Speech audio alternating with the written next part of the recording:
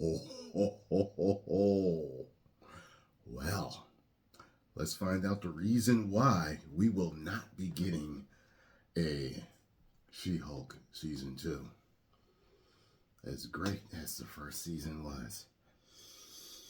All right. She-Hulk star says there's no hope for season 2. I tell you, man. Woo, all this good news coming out. Ray might be canceled. Just saw Reacher yesterday. I watched Ted the other day, saw The Beekeeper. Just all this good stuff. Tatiana Maslany, the actor who played Jennifer Walters, a.k.a. She-Hulk, is in She-Hulk, Attorney at Law, has dashed any hopes of a second season of Marvel's divisive Disney Plus show, appearing on streamer Nerd Incorrect's Twitch game show Codenames Live. Damn, that's a long name.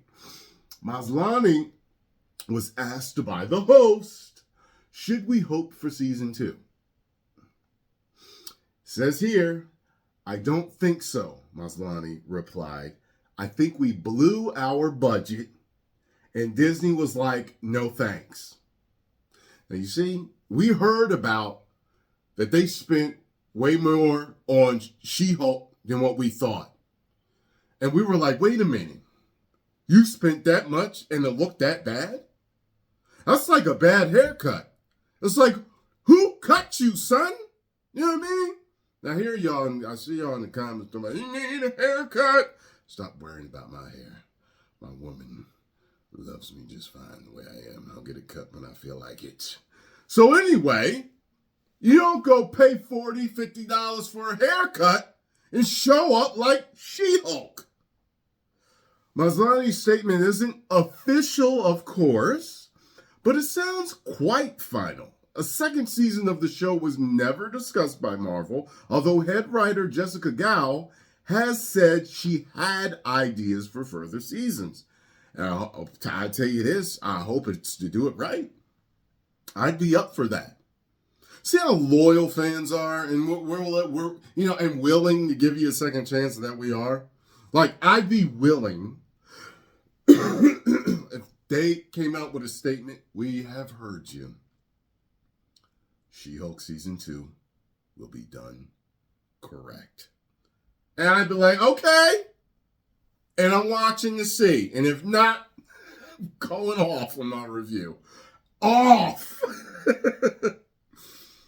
But for them to say that, they would have to be true to their word because the ratings would be horrible again. And people would be, talking about it. And they picked fun at the fans. You know what I mean? I was just sitting there like, okay. Pick fun at a loyal fan base like Marvel fans? Okay.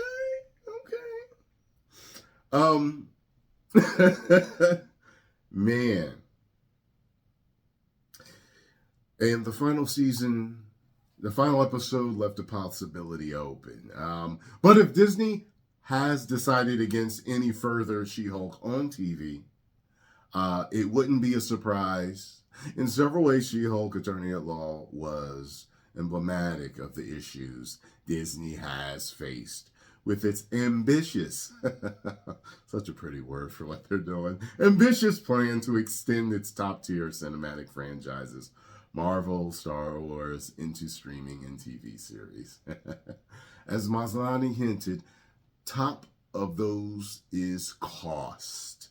Conceptually, She-Hulk was intentionally quite modest. Check this out. Have you ever noticed that if a story is done right, you could have wonky CGI and the fans will still love it? Just like certain video games, when they're done right, they'll say, you know what? It ain't the best graphics, but play it. It's good. Watch. It's good.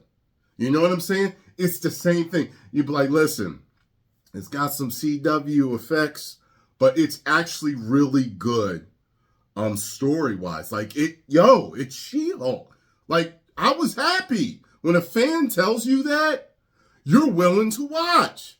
But when the story and the effects are bad, That's a no-go.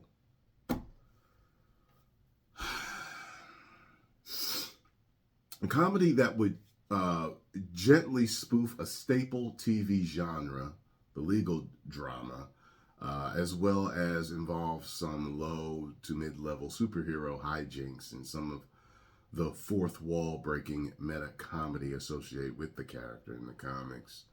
I think I might have started somewhere I shouldn't have. But anyway, but its main character was a walking special effect, which, according to Variety,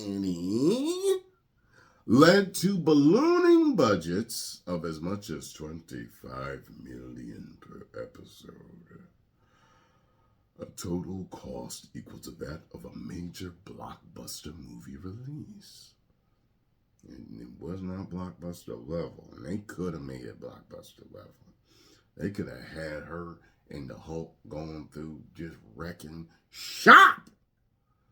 Oh my God, such a missed opportunity. That's a high price tag for a show with a niche. Yeah. Low stakes concept, which had only a middling impact on its release. To make matters worse, Variety also reported that Marvel Studios' script development and production processes proved ill-suited to episodic TV, resulting in She-Hulk's case in rushed and unfinished visual effects that were especially underwhelming considering the budget. Yeah, and then stuff was coming out like Disney was just trying to put out too much stuff. Visual effects were being overworked and stuff. Like, you can't do that if you want quality. She-Hulk was an object lesson in how difficult it is to scale franchise movie making down to TV. And you know what? The Mandalorian wasn't season 1 and 2. That looked movie quality, and they could have done it. They could have, with proper deadlines and proper stories. And this apparent cancellation is indicative of a shift away from this expensive strategy at Disney.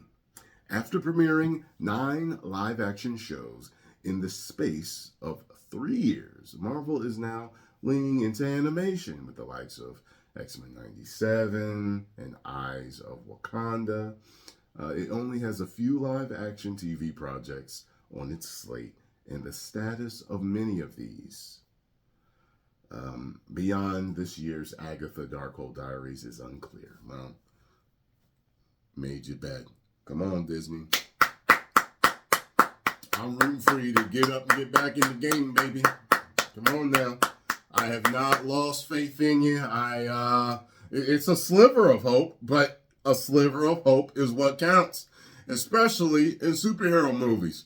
At the last second, the hero, aka Disney, that has turned to the dark side, has done just wrong, just finally, they see the light.